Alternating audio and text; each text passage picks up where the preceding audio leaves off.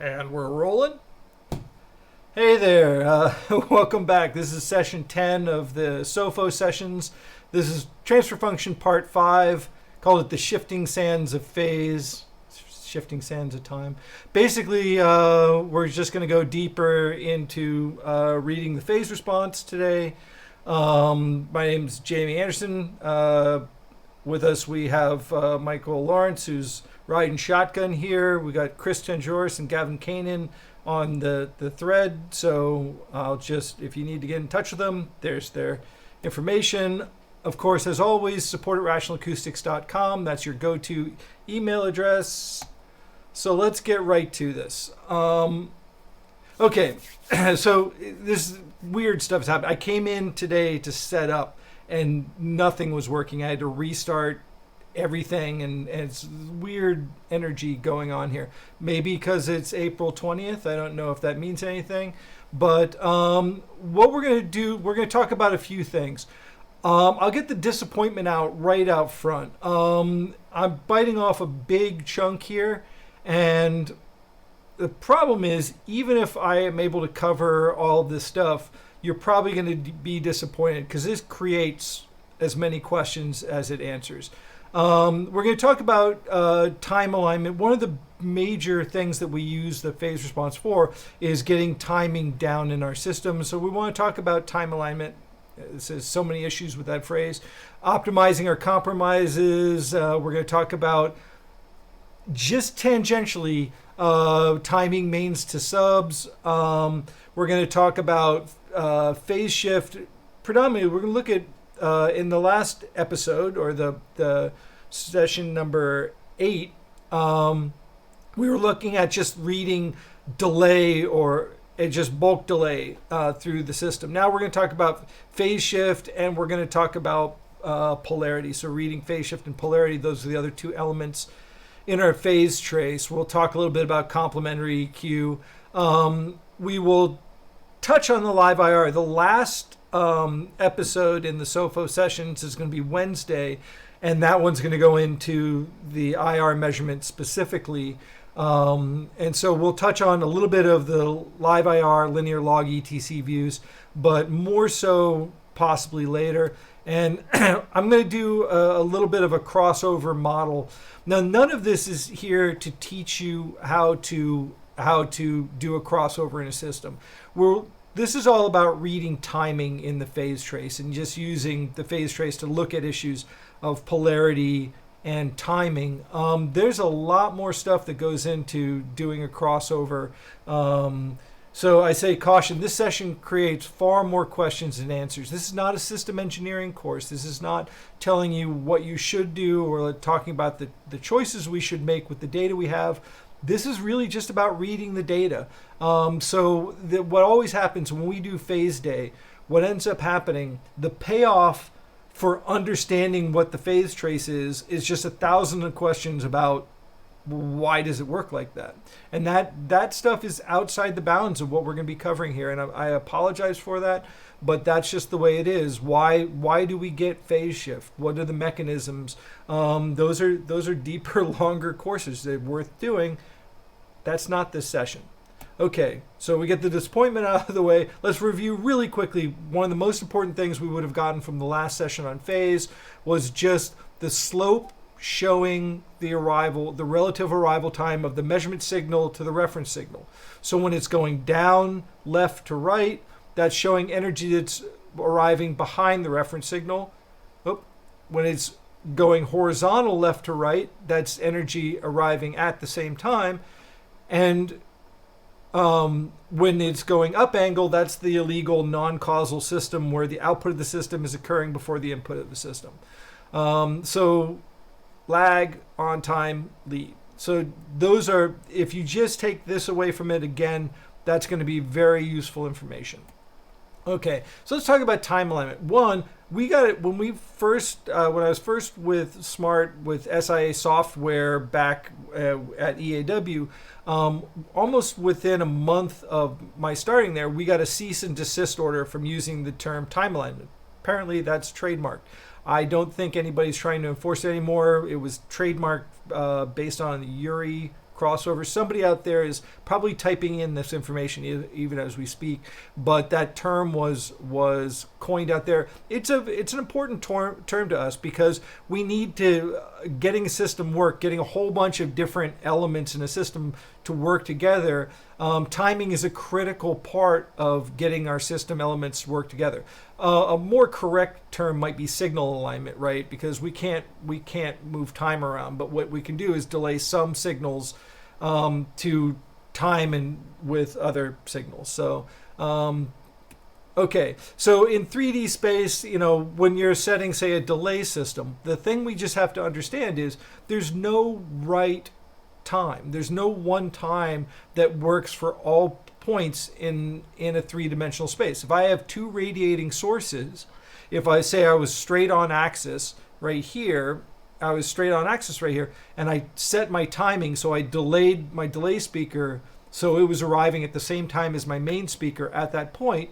As I headed out towards the edge here, what's going to happen is that the main speaker will be arriving earlier than the delay speaker. And that might be preferable. We might want our image to be pulled towards the main speaker. If instead I set my delay time out here by the red dot, as I move towards the center axis, all of a sudden my delay speaker would be arriving early. So when setting delays, one of the things we talk about is just trying to decide which speaker arrives first where.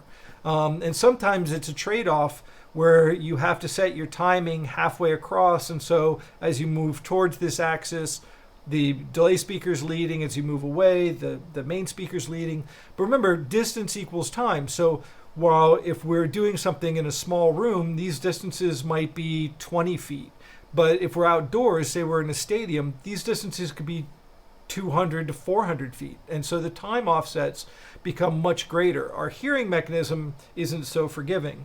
But this is something that's a discussion in system design and system alignment, is about how to manage those time offsets and where systems are overlapping. Again, that's not what this session's about. What we're going to be talking about is just how can we measure that time? Now we already did the timing thing in last one. What I'd like to talk about now, this is the number one question that gets asked to us when we're at trade shows and support questions is, can you show me a simple way to set the delay between my mains and my subs? And one, I'm not going to answer your question, but I want to talk about the question. I'm a smart ass, as many of you guys know. If you want a simple way to set the mains delay between mains and subs, I'd say just use 6.37 milliseconds. It's probably right somewhere. But what I ask them is, do you want a simple answer, or do you want to know how complex the question you were just asking? And so here we are in three-dimensional space. We've got a situation where our mains are flown, our subs are on the ground. That's a pretty common thing.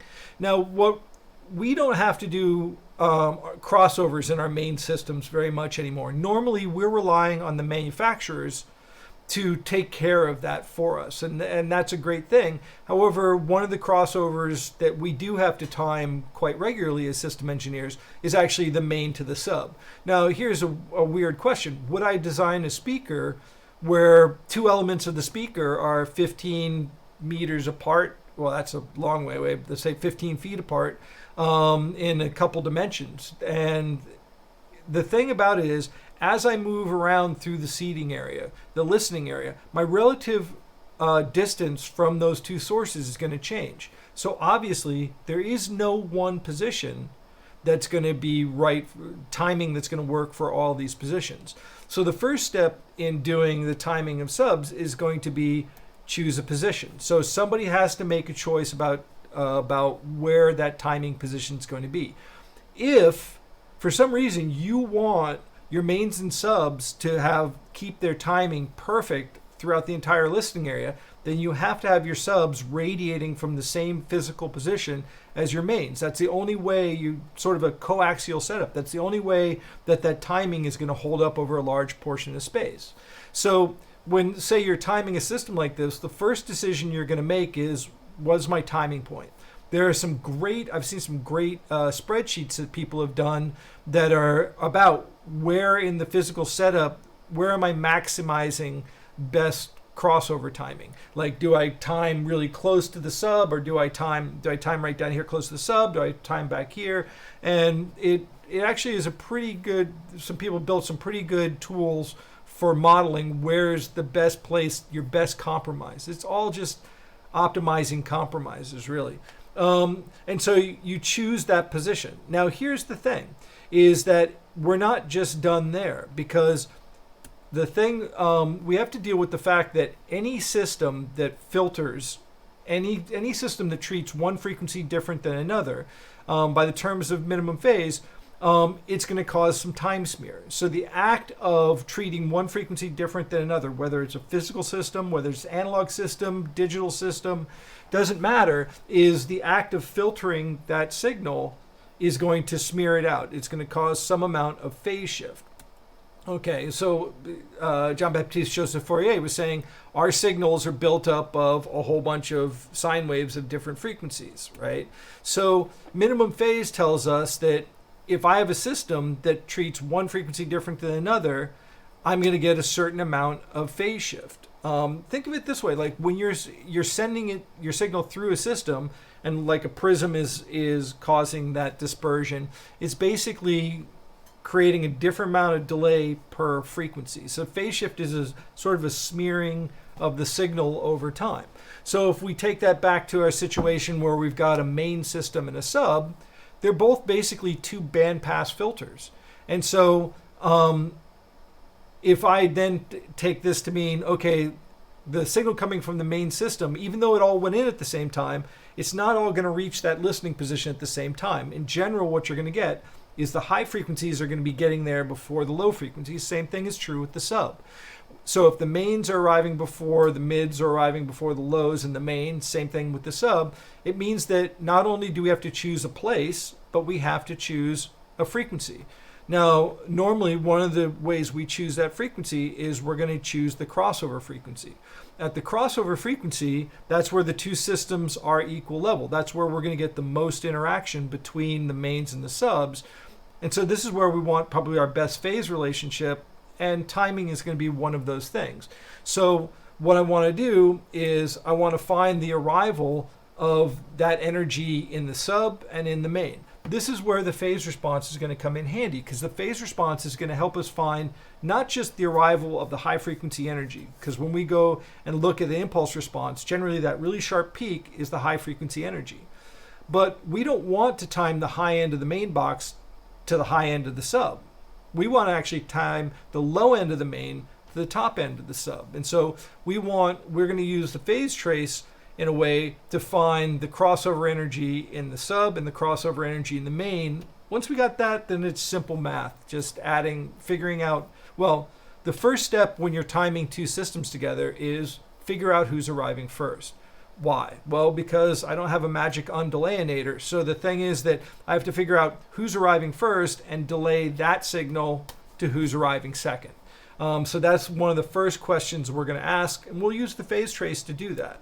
Okay, so a little example. I'm going to try and do this example electronically. Now, this is one of those things where I had bugs in the system, so this could go horribly wrong, but hopefully it should be easy. But let's look at it first in PowerPoint. So here's a bandpass filter. So with the bandpass filter, about a decade wide. And so one of the things we notice is the low frequencies got a down angle in the phase. So they're saying that energy is lagging. Here, the energy, so we see that downward slope means that energy is lagging. Now, lagging what? Well, lagging our reference signal's arrival, which here is set to 420, celebration of April 20th, I guess. Okay, so what that is saying, the phase trace is saying, is that energy below 200, 500 cycles is arriving after 4.20. Here, where it's horizontal, that's the energy that's arriving at 4.20. And here, that's up above that is energy that's arriving before 4.20. So we're going to use this to be able to figure out what's the exact time arrival of different frequencies. Okay, so and when we talk about polarity, one of the things that I had said the other day, I'll say it again. When we add one system to another, let's say I add speaker A to speaker B. Speaker A is from one manufacturer, speaker B is from another. I know we like to have homogeneous systems, but quite often we end up pairing just random systems with each other to try and make them work. So one of the things we're going to have to set is the polarity on the support system to go along with the main system. The way that we're going to do this is when we measure the main system, we're going to time our measurement to a certain frequency range. In this case, we're timed to about 2K, somewhere in there. Then when I measure the support system, I'm going to time to the same frequencies, and then I'm going to compare them to see what polarity is going to work best for them adding. In this case, we see the same slope at the same frequency. So they're saying both of these guys are timed the same. And we see in position, we see that the purple trace is 180 degrees apart. So it's polarity reversed from the green system. Right? And if we looked at it in the live IR, we would see that the purple system and the green system actually show inversed from each other. That's one of the benefits of looking at the linear view of the impulse response. Okay, so what we're going to do, I'm going to try and do this in an actual measurement. Before I do that, there's a couple little demonstrations I want to show, and I'm set up to do this. So this is kind of cool. What we've got here, just to refresh our memory, up in the top window, we see the time response, the impulse response. And so you can see that we're timed. The reference signal is represented by the center right here at 20 milliseconds. Our delay is set to 20 milliseconds. Our measurement signal is arriving at 20 milliseconds, so we're right in time. And the phase response is telling us, boom, nice and flat, we're timed. Okay. So what I'm going to do here is I'm going to capture this guy and say 0. So he said, let's say he's our 0 time. And then what I'm going to do is I'm going to take that guy. So I'm going to take this guy and go to his delay. All right. So what I'm going to do here is I'm going to add some delay. I'm going to add, I'm going to add about a milliseconds worth of delay here. All right, so here's a milliseconds worth of delay. You can see this up in the top window in the live IR.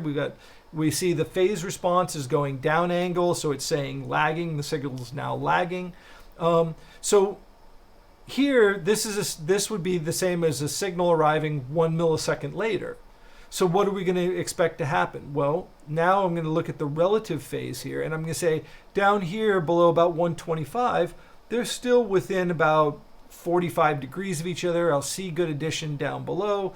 But as I get up here and we start to get a real separation here, I'm going to get, at 500 cycles, I'm at 180 degrees out, and so I'm going to get cancellation there. I'll get some cancellation here.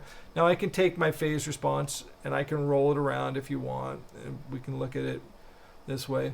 But basically what we're going to see is that we're going to see addition at 1K, 2K, 3K, 4. So let's look at that. So,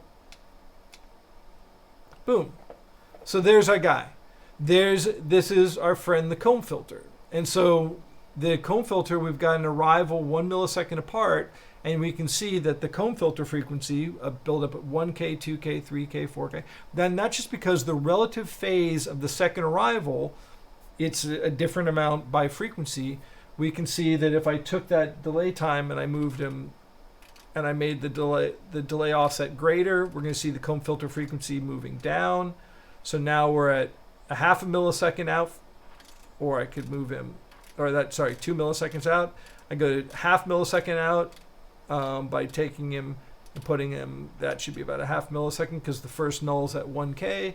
So that's the mechanism that goes into a comb filter. When we take a measurement, when we move a microphone back in the room, so if we look at one of these let's see if we have, when we look at a trace right here, a magnitude trace, the reason why there's a ton of ripple there is because that's just a whole bunch of comb filters. So it's the direct sound adding with a bunch of different reflected paths of different relative level, relative timing. So what I'm going to do is I'll take that guy out here and I'll spin him out. I don't know. I'm going to need him spun off just a little bit for a later demonstration I want to do. So I'll go ahead and turn him off, Woohoo! I'm back. Okay, so that was covering sort of the comb filter. I was just set up to do it. So what I'm going to do here is I'm going to go in and I'm going to add a filter. Now, what I'm going to do is let's talk about complementary equalization before I dive into making the bandpass filter. How about that? Just really quickly, what I'm going to do here is I'm going to take and I'm going to add a filter, right? And so here's my filter, and I'll go ahead and hide that old trace. So with this filter, we can see that as I change the bandwidth of the filter, so as I go to higher Q, we can see the phase shift getting steeper.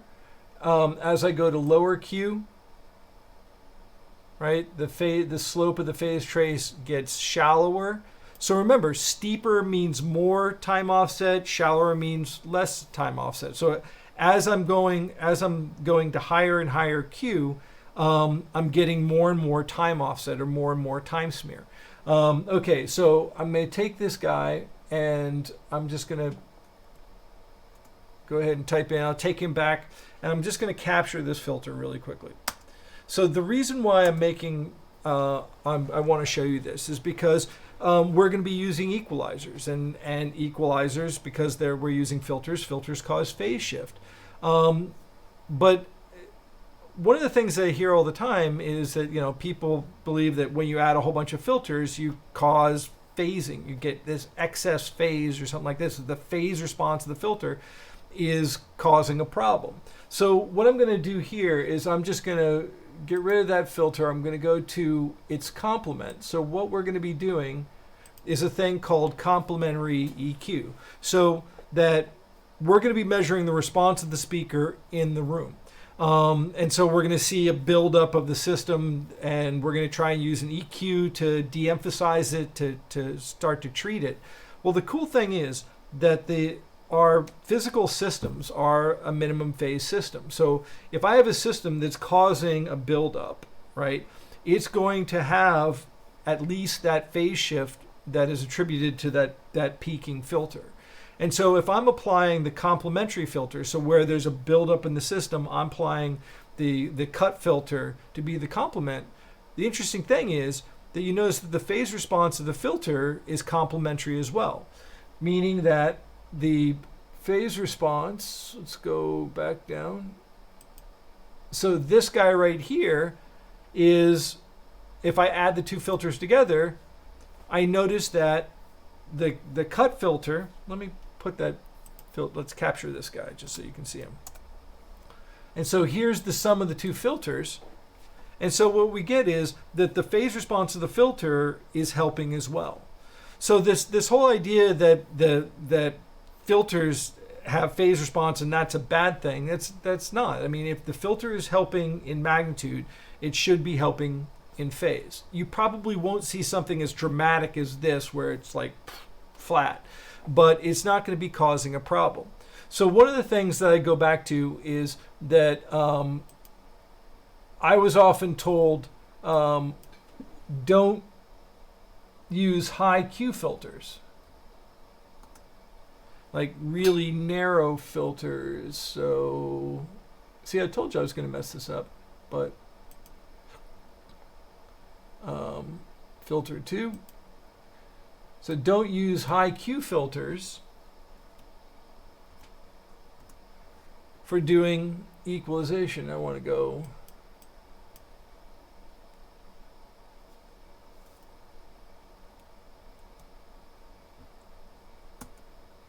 there we go. And I'll go back to the other filter, improve my point. You get to sit here and watch me type. Smooth. Okay, so what I'm going to do here is I'll undo these guys. I'll capture them. And then I'll go ahead and add the complement, right? And so what I just added was the complement to that filter. And you notice that the complementary filter is complementary in phase as well. Okay, so going back, I was told don't use narrow filters for tuning a system. Why? I thought it had to be due to the phase shift because the phase shift is evil. It's causing these problems, but it's not because of the phase shift. It's because they're not analogous to stuff that we should be going after. There's a few things that we might want to go after with a notch filter or a narrow filter. It could be feedback frequencies and things like that. The problem with a notch filter is this. So let me hide this guy. And I'll open up that trace that I had before. So let's say I was going after this little peak right here. Well, if I moved over, that little peak might be right over here or might be right over here. So as I go around the space, I might have a whole bunch of narrow peaks, but they're at slightly different frequencies. And so the reason why we don't want to be using narrow filters for hunting after little tiny peaks is because they're only satisfying one point in the room. It might be 1/4 inch capsule in space it is complementary at. And now instead, now I've got a notch filter on top of a little build-up peak that it's no longer at other places in the room. It's no longer in the right place. And so what you have here is a situation where the dip and the peak aren't in the right place. Not only have I not solved the problem, I've made a more audible problem. And so if you walk around a room, or you walk around through a system where somebody just played Smaart as a video game, right? And just got the trace and put in filter after filter after filter, going after these little tiny peaks, that's going to work at one specific point in space. As you move away from that, you're going to get all of this ripple that you've induced. And so that sound of that ripple, when you hear the peaks of the comb go by, that we call that term flanging or phasing. It's not phase that we're hearing. We're actually hearing magnitude, but I think I've said this before, but nobody says magnituding. I guess it's not cool. You just say phase because it makes you sound smart. But basically what's happening is you've added in filters that only help at one point and cause problems elsewhere. So in general, what I'm saying here is let's use filters that correspond with the things that we should be going after with EQ. And in general, when we get to the point of EQ, and EQ is one of the least effective tools that we have, what we're looking for is the general buildups and things like that. The stuff that corresponds over the entire listening area. The low Q, the very wide stuff. When you start dropping in a whole bunch of high Q filters, you're probably going after something that only exists in one place. Now, like I said, there are a couple reasons why you might want to use narrow ones, but in general, keep your filters wide. They correspond with probably what you can go after.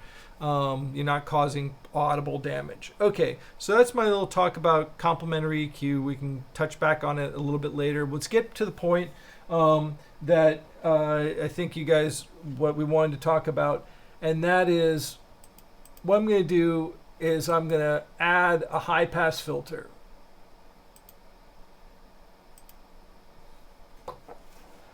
So there's my high pass filter. This is a first order high pass Butterworth filter. So I'll go ahead and capture him. I'll give you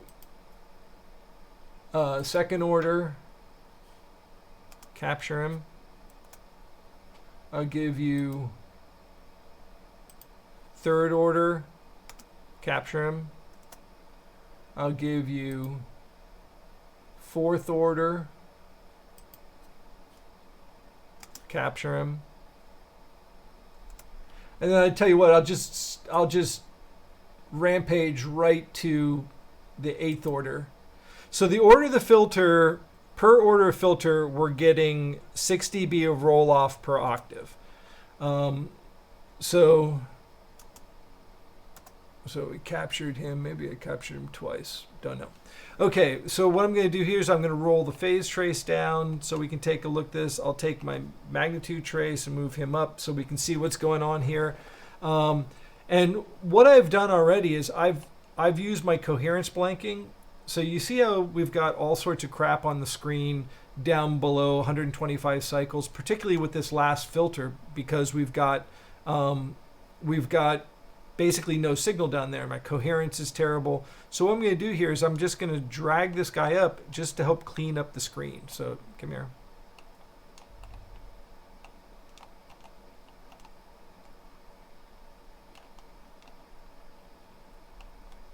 So now I've got a guy that's not going to react. There we go.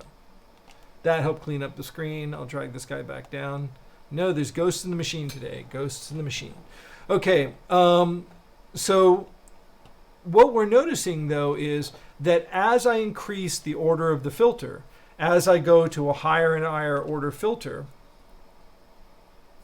we get a steeper and steeper phase shift. What is that phase response saying? Well, that's basically showing delay. And as I get to a higher and higher order filter, I'm paying for it by more and more delay through the filter. This is one of those things that if you start putting in really high order filters down at the bottom of your system, you start to really hear that bottom end of the system get floppier, get more smeared out in time, and it can become pretty disagreeable. So what I'm going to do here is I'm going to go ahead and I'm going to get rid of everybody but the fourth order, and I'm going to take this guy and I'm going to go back to a fourth order Linquist-Riley, and what I'll do is I'll hide this trace too. All right, so in this case now, I've got a fourth order Linquist-Riley, I've got a fourth order Butterworth. The Butterworth is down 3 dB at the filter frequency. The Linquist-Riley is down 6 dB. So the topology of the filter really describes how it's going from stop band to pass band. The order of the filter is describing this rate of rejection, the roll off of the filter. And so one of the things we notice is that really the dominant feature is the order of the roll off. That we see that they both have the same basic phase shift, slightly different in this transition, but basically it's the order of the filter that you're really paying for the greater amount of phase shift. What I'm going to do here is I'm going to get rid of this old trace, and I'm just going to bring in now. So this is going to be a really cool thing. I've zoomed in up here in the live IR. So watch what happens. I'm sure some of you have seen that some stuff was going on up here in the IR as I was filtering. So this data and this data here are two views of the same information. So that's what this filter looks like in time domain. This is what it looks like in frequency domain. So watch what happens as I take out high frequency out of this filter. I'm going to go ahead and go to the low pass filter,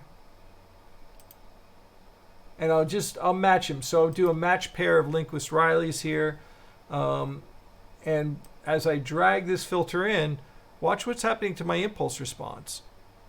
He's losing, as you lose that high frequency, you lose that really sharp peak.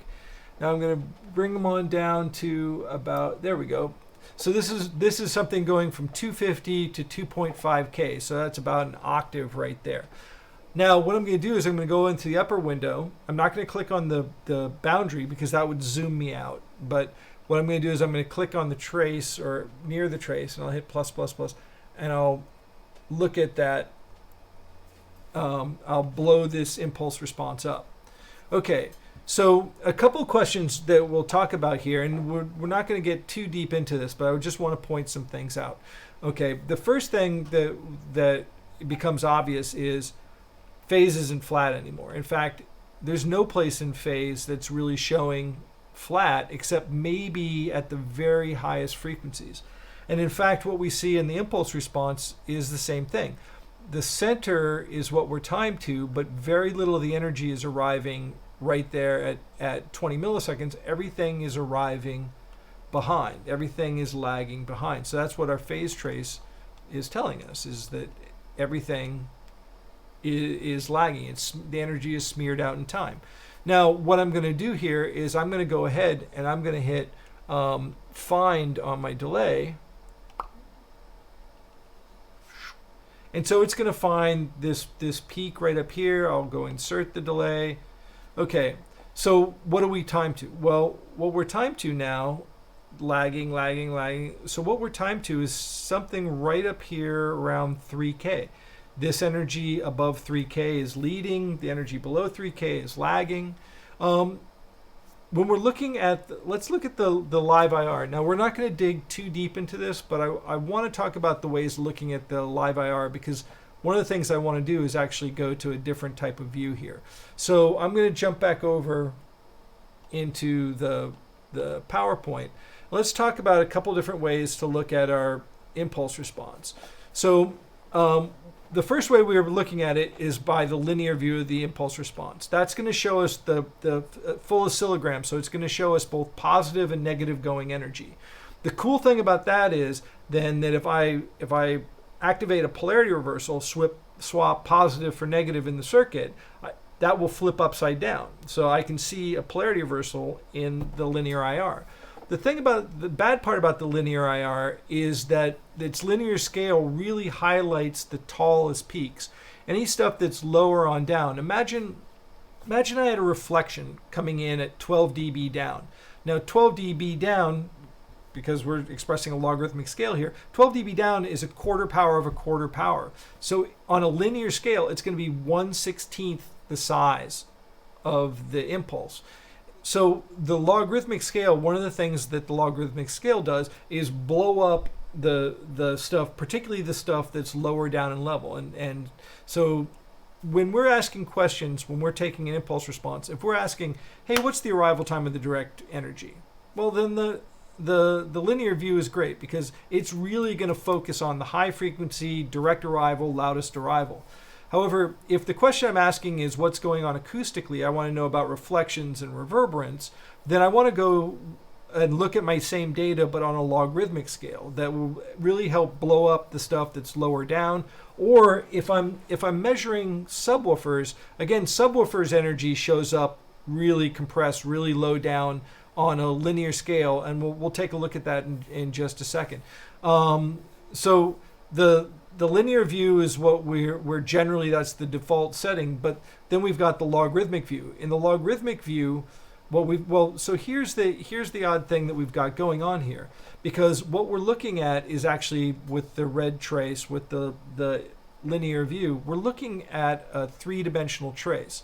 I'm going to use a Heiser spiral right here just to show you what we're looking at is a situation where we've got a trace that's being projected onto a surface. So basically, if you looked at a spring from the side, a spring, when you view it from the side, looks like a sine wave, right? Even though it's got magnitude, that magnitude where it looks like a zero crossing is actually just magnitude rotated 90 or 270 degrees. So what we're seeing here with the live IR is we're seeing where it's got magnitude but it's rotated 90 or 270 degrees, it looks like a zero crossing, but that's not zero energy.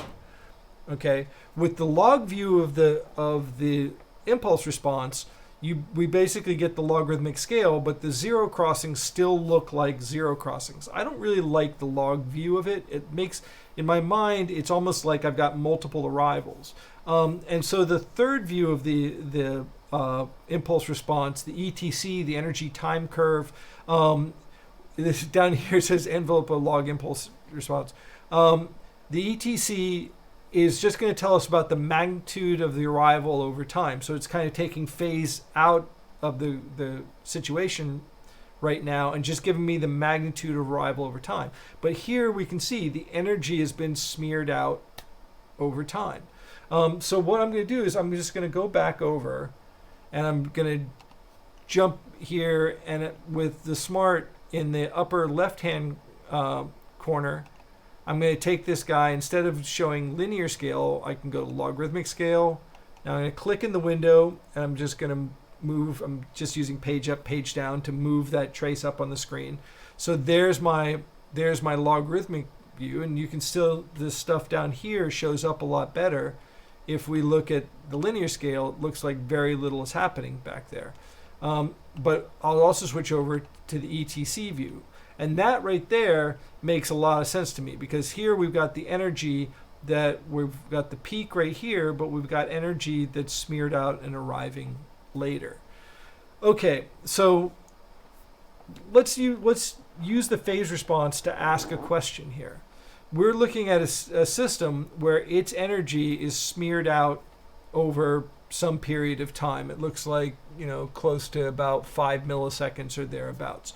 You may have heard people talking about linear phase or flat phase filters. What's happening in an FIR filter that has linearized the phase is it can't undo the minimum phase. It can't undo the time smear caused by the original filtering.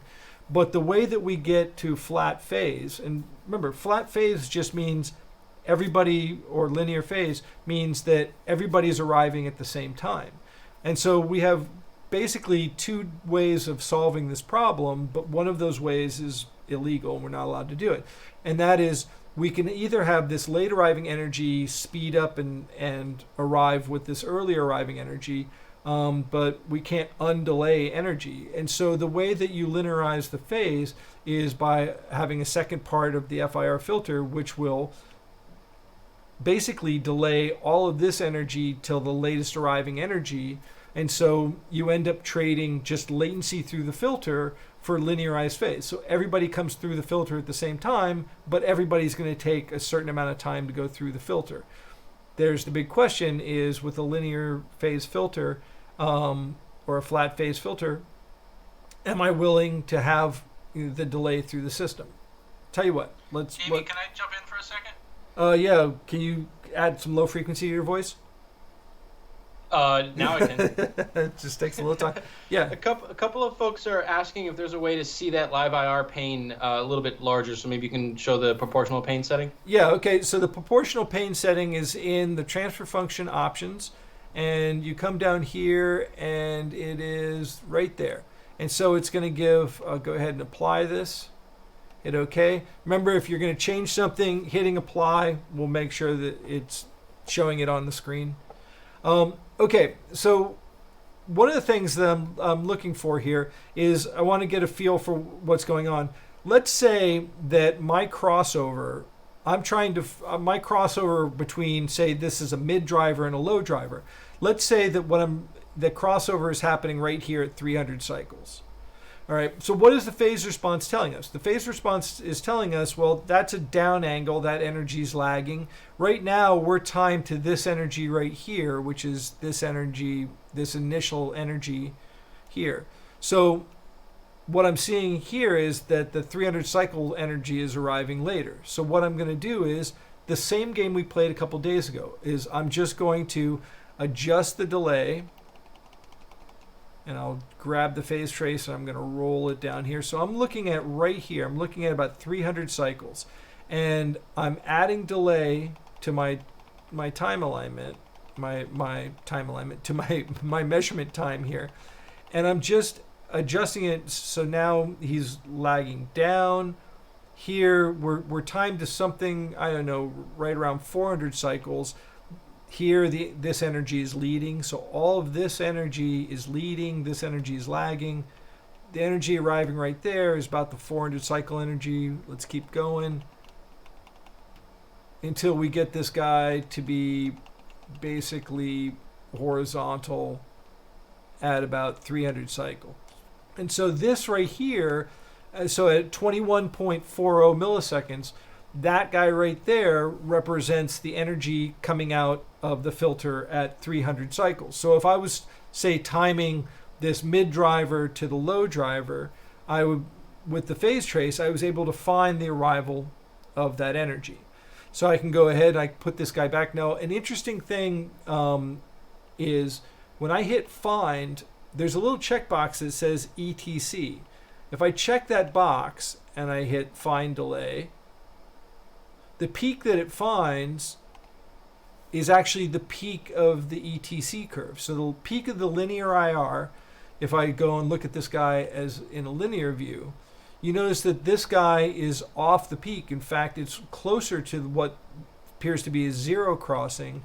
But when I look at this as an ETC, that's the peak of the ETC. And what are we timed to? We're timed to energy, this energy right around 2K or thereabouts.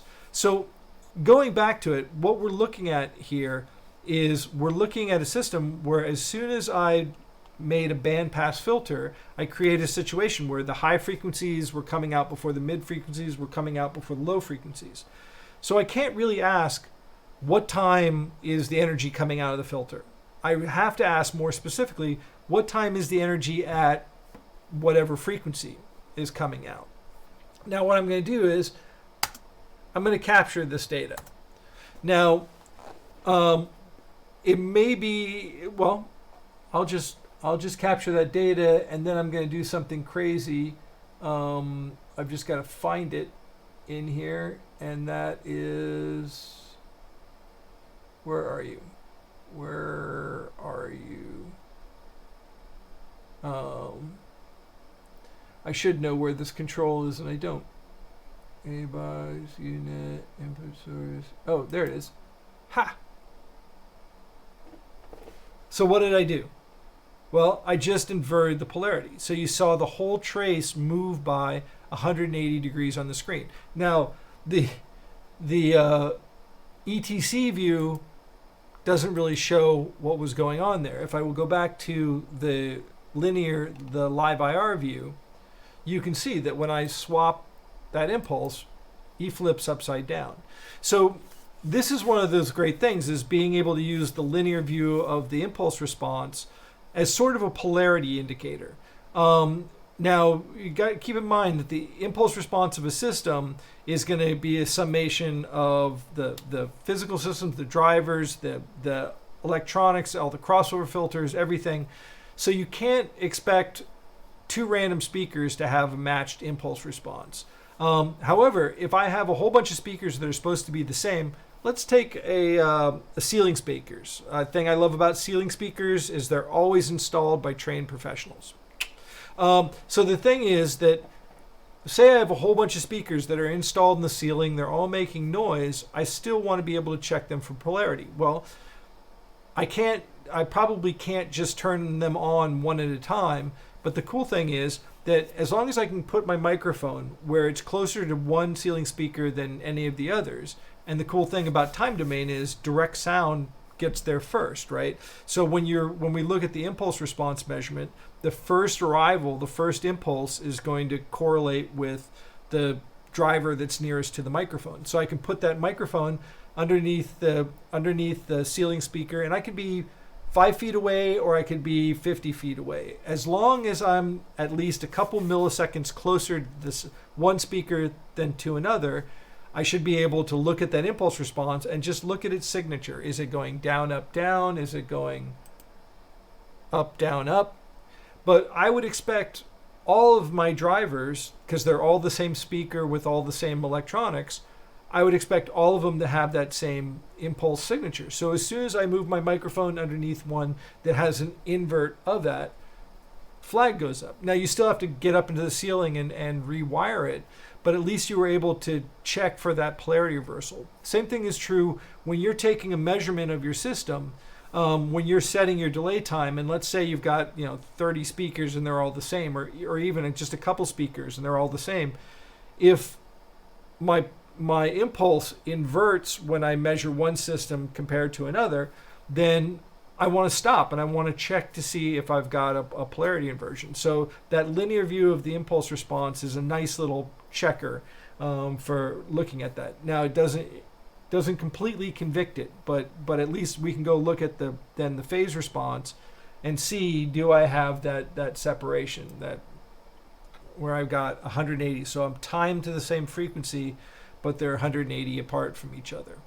Okay, so what I'm going to do here is I'm going to take this guy and I'm going to get rid of these filters. One thing I want to do very quickly.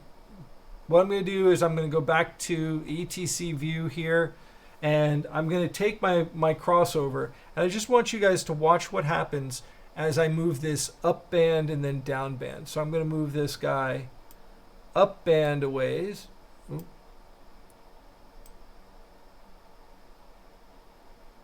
And we notice that when I move the same band pass, but I move it up an octave, or actually a decade, we notice that the impulse response now is much tighter in time. So we get, even to create the same filter but at a higher frequency, ends up taking less time. That's because the periods are shorter up there. And then if I take the same filter and I move them down low, here's where the fun happens.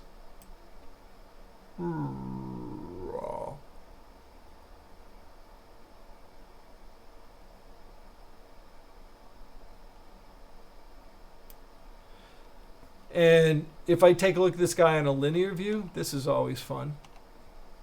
So there's the same filter, and this is optimum measurement conditions. And yet now that we've gone down to the really low frequencies, we barely get any peak. What we're going to find is when you're trying to use the live IR to find the arrival time of low frequencies, generally it's going to get buried in the noise. If you're going to try to do it, if you're going to, well, we're going to talk about this because we're going to talk the next session that we're going to do. We're going to talk about IR measurement. So we're going to leave that till now, but it is still the same guy. So if I zoom out here and I blow up his vertical scale, he is that same filter. And if I play around with the polarity reverse, I'll see him flip upside down. But you think about it, if I wanted to do a linear phase version of this low pass filter, we notice that this guy is smeared out over about 30-40 milliseconds or more. So in order to linearize the phase down here, and this isn't even a subwoofer, we're talking, this is more like a low driver, but to linearize the phase might cost me upwards of 40-50 milliseconds. I don't think that we're going to take that penalty. And so I think that you'll generally see when people are linearizing the phase in systems that you're going to go lower and lower in frequency, and sooner or later you're going to give up, because we have to be, if we're doing systems that we're doing reinforcement systems, we're being held to some tight time constraints. We got somebody in the room creating a time zero, and so we can't have an extra 30-40 milliseconds of delay in our main systems. So again, we'll talk more about this on Wednesday when we're going to do the session. But I thought that was just kind of interesting that you notice that the same filter just created down low, it creates the same amount of phase shift, but at lower frequencies, the same amount of phase shift equals more time, because the periods that we're talking about are longer when we get into low frequencies. Hey, I almost got it all back there. Okay, so what I want to do here, Polarity. All right, so I want to do the crossover model right here, and then we'll get back to the thousands of questions, because I feel like this was a pretty hectic session, and me controlling stuff all over the place. So what I'm going to do here is I'm going to get rid of these high pass filters and low pass filter. So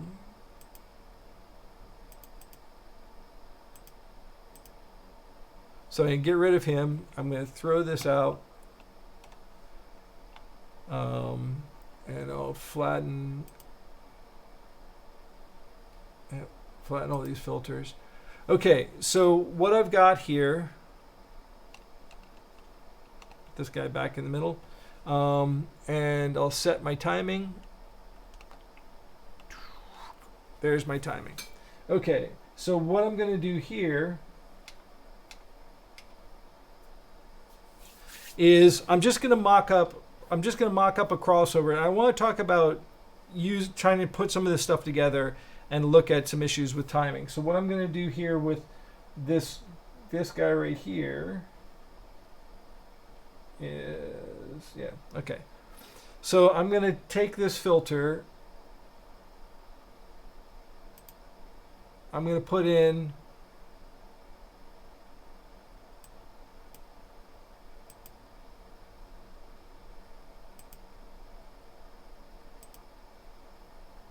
okay, so here's a high pass filter.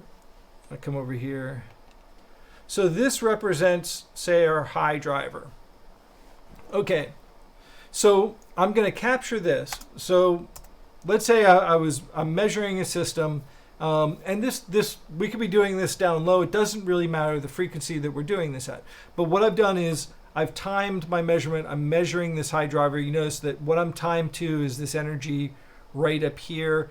I tell you what, I'm going to get rid of the proportional panes, and I'm going to go back to, because I want more space for the phase trace here. Hit apply, hit OK. And so what I'm looking at here is we're timed here. Now this is all, I'm just about to cause a problem, and I knew that I was about to do this. Rule number 1 of the tracker is turn the tracker off.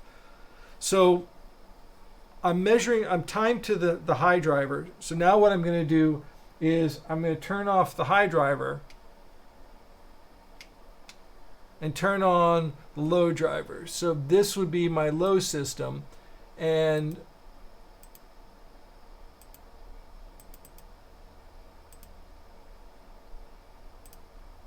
there's my low pass.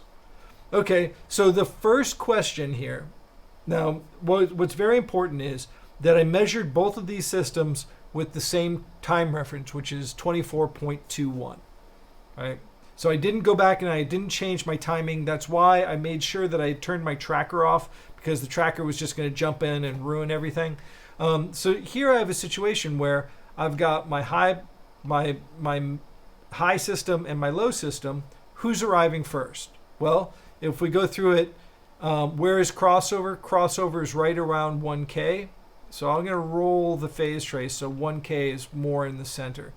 Okay, so at crossover, the yellow trace, the high system, lemon, is going down, so that's lagging. The green system is leading. It's actually going up. So if I'm going to apply delay, I'm going to say, my first question is, who's arriving first? Well, in this case, it's obviously green, the lime system, the low system is arriving first. So that's who I have to delay to who's arriving second, which is the high system. So this is kind of cool. I'm just going to go in here and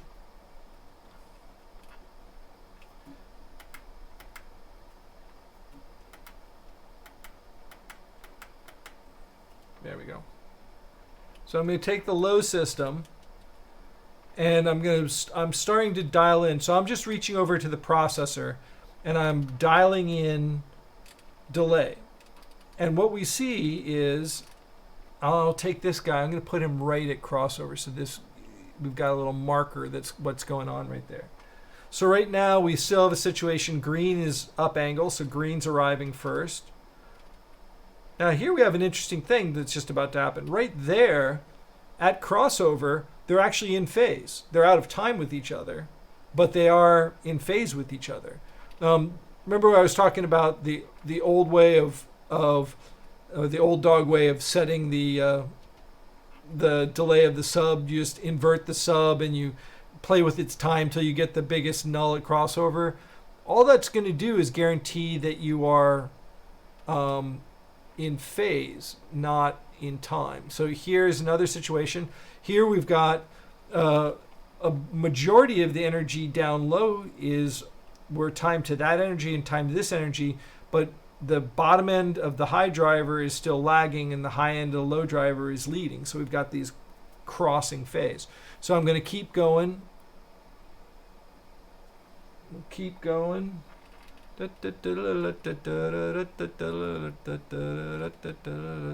here we come.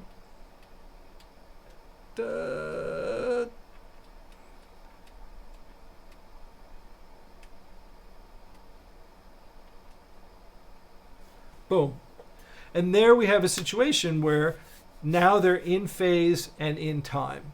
And so what I should get is when I add both of these systems together, I get addition at crossover.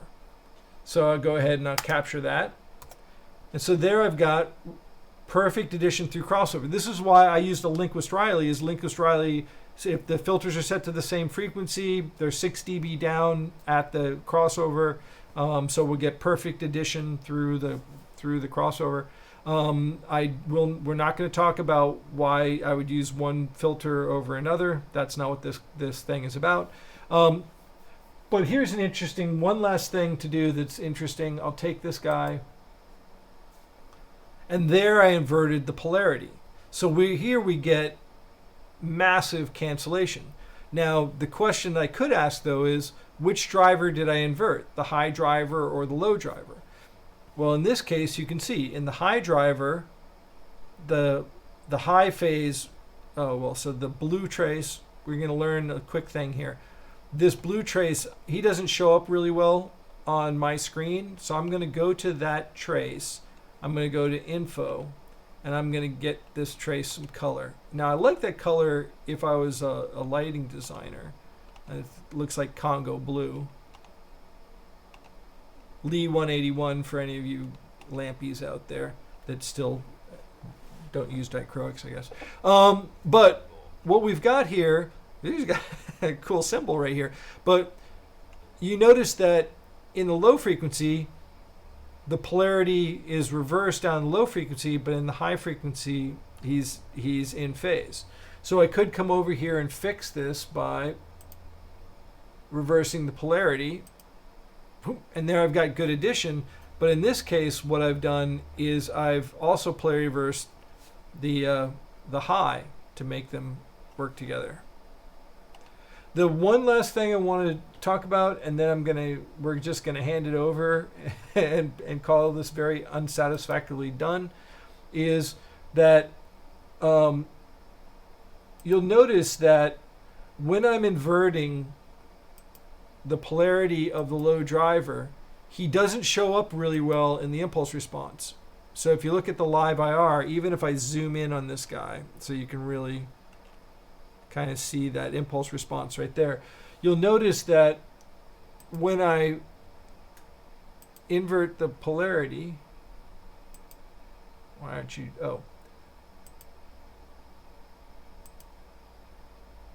that's because the impulse response is going to be dominated by the high frequency in the impulse. That's the thing that causes the really sharp peak. And so if you're trying to see, say, a low driver being polarity inverted in the linear IR, you really can't have the low driver on at the time. So anyway, I'm just going to leave it. I'm going to leave it at that confusing point. So we'll jump back over.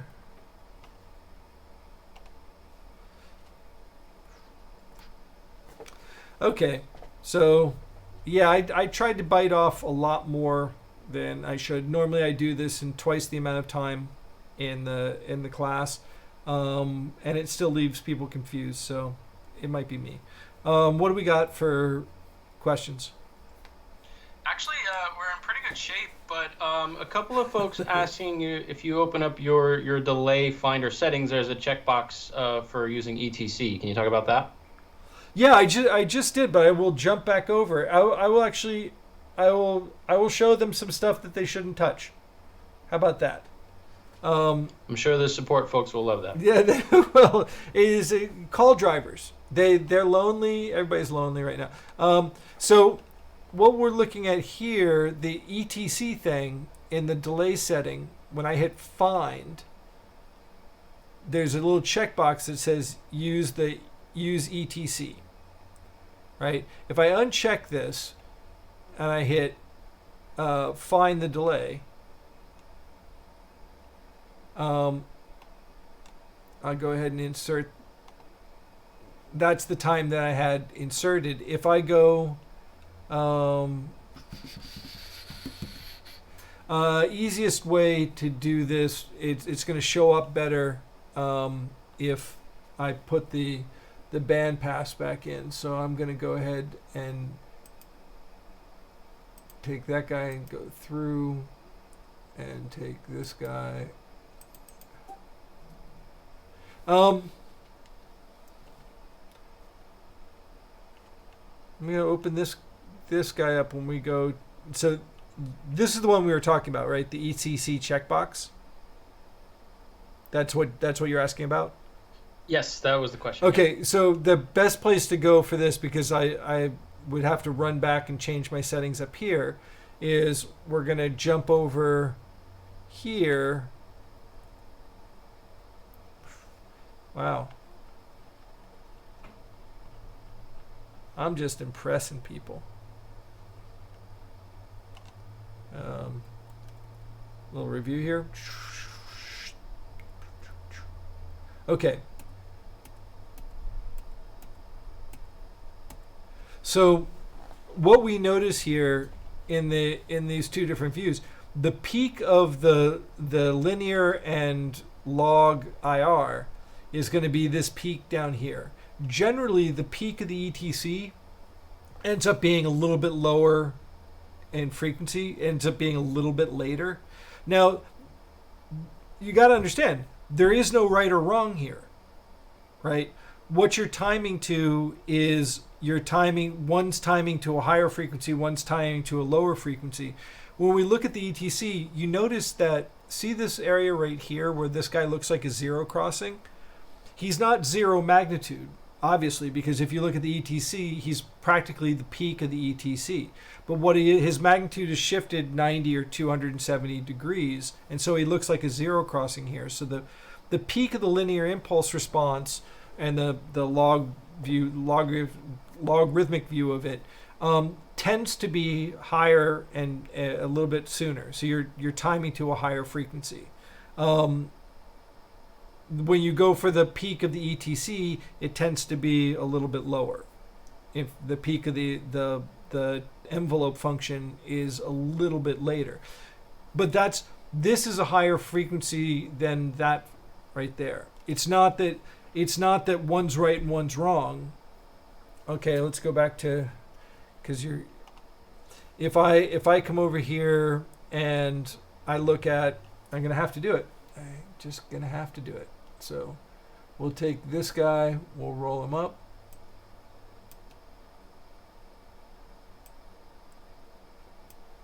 We'll add a high pass.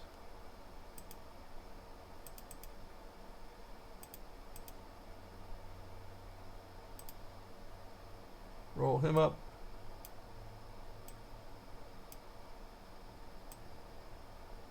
There we go. There's my band pass with some other fun going on as well.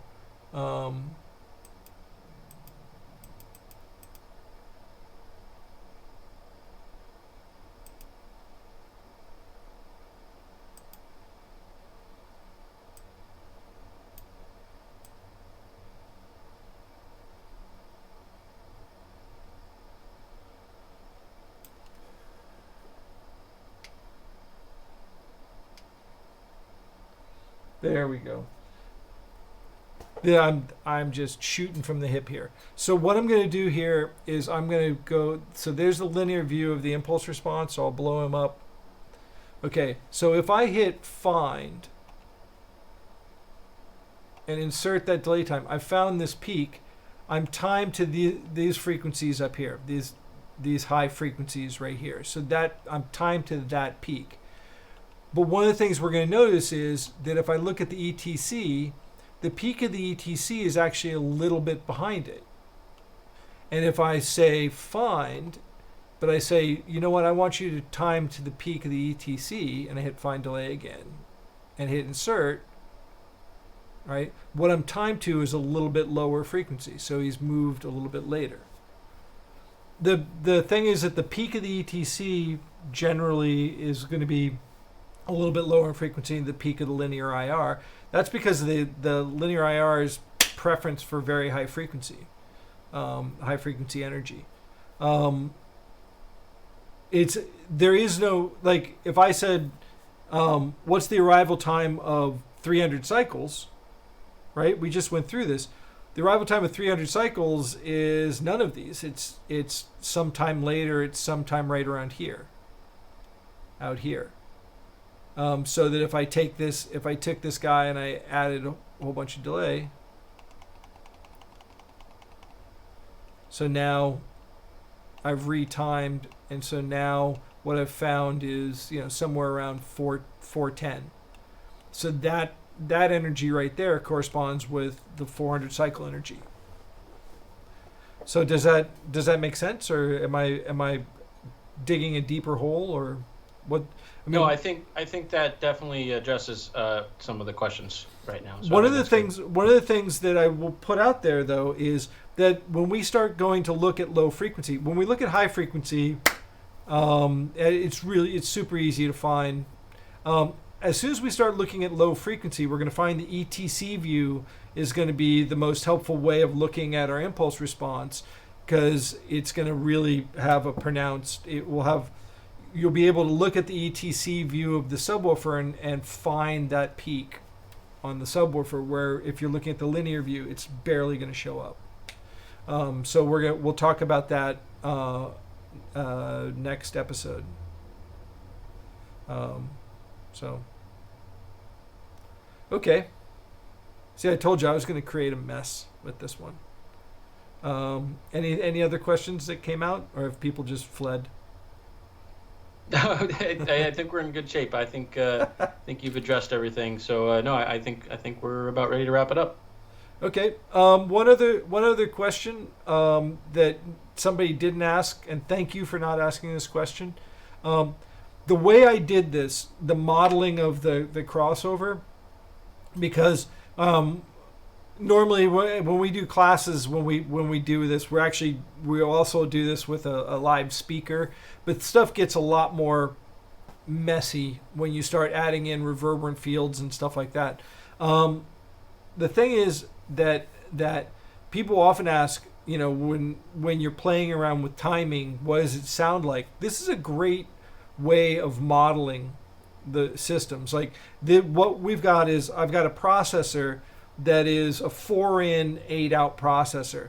And so I come in the first input and go out 2 outputs, and each one of those represents the 2 drivers. They come in the 2 other inputs and get summed back out. So you're looking at the sum response. So we've created the crossover where we split the signal apart and add it back together, all in our signal chain. So we're looking at sort of a virtual model of our crossover. That's a great setup for being able to play with this stuff, because it's a lot easier to see this timing stuff in nice, clean digital data or electrical data than looking at acoustic data. Okay. So we good? Yeah, I think so. All right. I figured I created a ruckus. Well, thank you very much. Happy 420, guys. Stay safe.